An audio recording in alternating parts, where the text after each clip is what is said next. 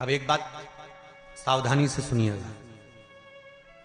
शायद शिव महापुराण के माध्यम से अभी तक ये बात सामने नहीं आई, पर शिव पंचायत कथा में आ रही है। तो सावधानी से सुनना।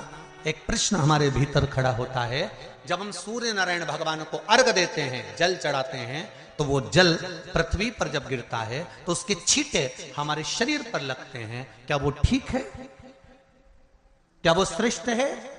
तो शिव महापुराण की कथा कहती है, जब हम सूर्य को अर्घ देते हैं, सूर्य को जल चढ़ाते हैं, वो पानी जब पृथ्वी पर गिरता है, उसके छींटे हमारे शरीर पर लगते हैं, तो वो श्रेष्ठता का भाव निर्मित करते हैं। वो गलत नहीं हो सकता। कारण अब वो भी समझ लीजिए।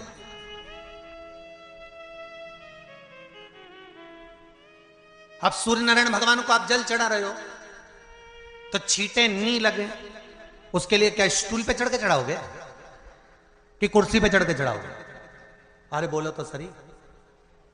अब कई लोगों के दिमाग में यह बात भरा गई कि हम भगवान को जल चढ़ाते हैं, वो हमारे शरीर में छींटे लगते हैं, जमीन पे से पानी गिरता है, वो हमारे शरीर को छींटे लगते हैं, भगवान को अच्छा नहीं लगता होगा। कौन ने कहा? पहले तो उसको पकड़ के ला। मेरे राम जी महाराज, मेरे भगवान कृष्ण,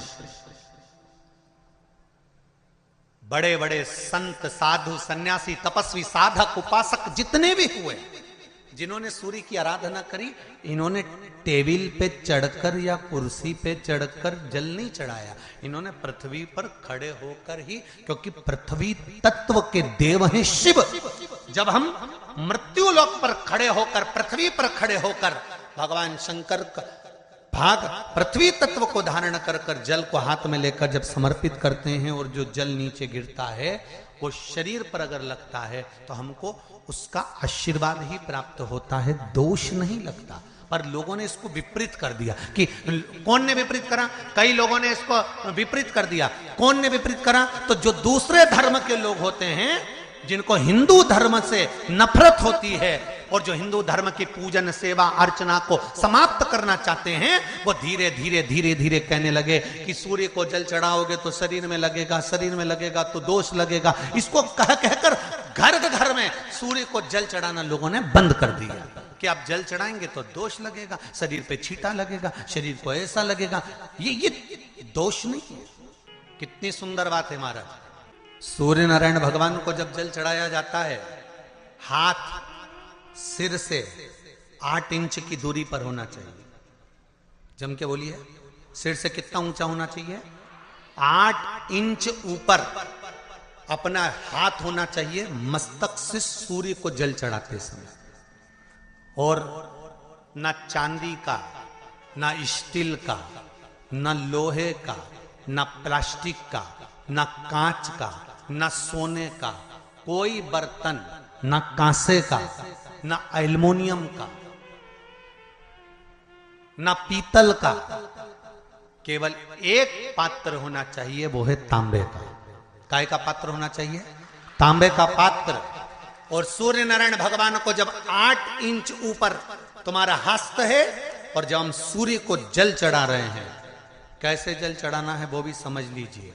अगर कोई कैंसर का मरीज है, जिसके चेस्ट में कैंसर आ गया हो, लेफ्ट में, राइट में कहीं पर कैंसर आ गया हो, या कोई गठान आ गई हो, तो महाराज आप जल चढ़ाते समय उस जल की धार को सूर्य भगवान को जब चढ़ा रहे हो, तो धार आपकी गठान की ओर जाना चाहिए, जिससे सूर्य की किरण उस जल में से आपके उस स्थान पर पड़े, उस जगह पर पड़े जहां पर गठान है।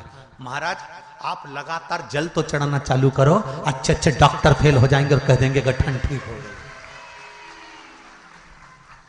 आपका लीवर और किडनी गड़बड़ कर रहा है, आप प्रतिदिन, आपका स्वास्थ्य गड़बड़ रहता है, आप प्रतिदिन ये ज्योतिष शास्त्र के अंतर्गत, रत्न शास्त्र के अंतर्गत, ये रत्न शास्त्र, ज्योतिष शास्त्र, रंग शास्त्र जो हमारे यहाँ है, रंगों के हिसाब से ये जितने रत्न होते हैं, माणिक हुआ, मोती हुआ, नीलम हुआ, मूंगा हुआ, पुखराज हुआ, ये क्यों कहते हैं ये पीला है, ये सफेद है, ये नीला है, ये लाल है, इसको शरीर में क्यों पहनाते हैं? उसका कारण होता है कि जब शरीर में पहनते हैं, सूर्य की किरण उसमें पड़ती है, हमारे शरीर पर वो कलर का इफेक्ट पड़ता है, उस कलर को शरीर पर लगता है, और शरीर पर लगता है तो हमारा शरीर धीरे धीरे, हमारी जो इंद्रियां हैं वो सही होने लगती हैं, काम सही होने लगता है। तो आप कहते हो ना सब, मैं कौन सा नक पहनूं, मैं कौन सा मोती पहनूं, मैं कौन सा पुखराज पहनूं, मैं कौन सा नीलम पहनूं, वो ज्योतिष शास्त्र के अंतर्गत, रत्न शास्त्र के अंतर्गत जितने रत्न हम पहनते हैं ये केवल उस किरण के लिए ही तो पहनते हैं कि जो सूर्य की किरण मिले, उस किरण का प्रभाव हमारे शरीर पर पड़े।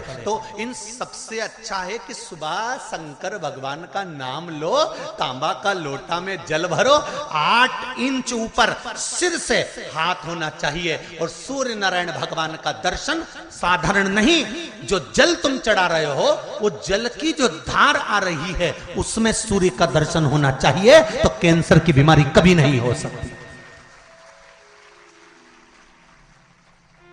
लीवर, किडनी, हार्ट, आपके हार्ट में अगर तकलीफ है, डॉक्टर ने कह दिया कि इसमें नस चोक है, आपको कहीं ना कहीं छल्ला डलेगा, आपको कह दिया इसमें कुछ ना कुछ प्रॉब्लम आ रही है, आप सूर्य को अर्घ देना चालू कर दो, सूर्य को जल चढ़ाना चालू कर दीजिए। आप सूर्य को जल चढ़ाओ, वो जल की जो तरंग आ रही है, वो जल जो निकल कर जा रहा है, उसकी जो किरण आपके हृदय पर, आपकी छाती पर पड़ रही है, नाड़ियों में पड़ रही है, नसों में पड़ रही है, उसका बल देखो तो सही। 1 महीना लगातार चढ़ाओ तो 15 दिन 20 दिन कर तो देखो। क्यों राम जी महाराज जल चढ़ाते थे, क्यों भगवान कृष्ण जल चढ़ाते थे सूर्य को, क्यों दशरथ जी महाराज जल चढ़ाते थे, क्यों कश्यप ऋषि जल चढ़ाते थे सूर्य को, सारे 33 कोटि देवता, सारे ऋषिवर, साधु संत सन्यासी तपस्वी साधक उपासक सब भगवान सूर्य को अर्घ दिया करते थे। क्यों देते थे, किस लिए? सूर्य नारायण भगवान को जल चढ़ाते समय आपके पंजों की एड़ी ऊंची नहीं होना चाहिए, ध्यान दीजिएगा। आपका पंजा पांव का पूरा की पूरा जमा होना चाहिए भूमि पर। हाथ कितने इंच ऊपर? 8 इंच ऊपर होना चाहिए। जल जो गिरे, सूर्य की किरण, सूर्य का दर्शन उस जल की रोशनी में करना चाहिए। क्या होगा उससे? जिस बच्चे को आंख में चश्मा लगा हो, मोटे से मोटा चश्मा लगा हो, छूट नहीं रहा हो, तो थोड़े दिन उसको सूर्य का अर्घ चढ़वाना चालू कर दो, और जल में से सूर्य का दर्शन कराना चालू कर दो। सूर्य का दर्शन जल में से 2 महीना 2.5 महीना बहुत है, आंख की रोशनी बढ़ जाएगी, चश्मा हट जाएगा। आप कर देखिए।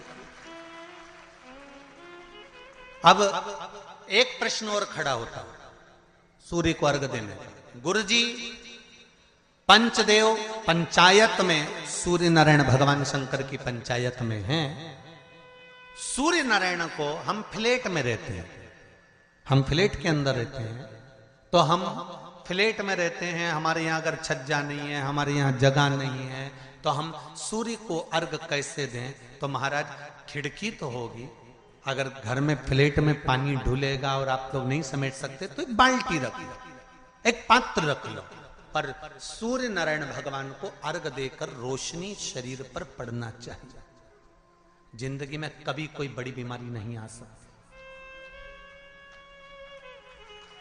कितने लोग देते हैं सूर्य को अर्घ? जरा हाथ उठाओ। बहुत बढ़िया, बहुत जोरदार। पुरुष लोग भी देते हैं ना, चाहे बच्चे से बच्चा, बच्चों के हाथ में भी 1 लोटा पानी पकड़ाओ। घर में छोटे बच्चे हो ना, उनको तांबे का लोटा दो, पानी दो, जा बाहर खड़े हो जा, 1 लोटा पानी चढ़ा के आ।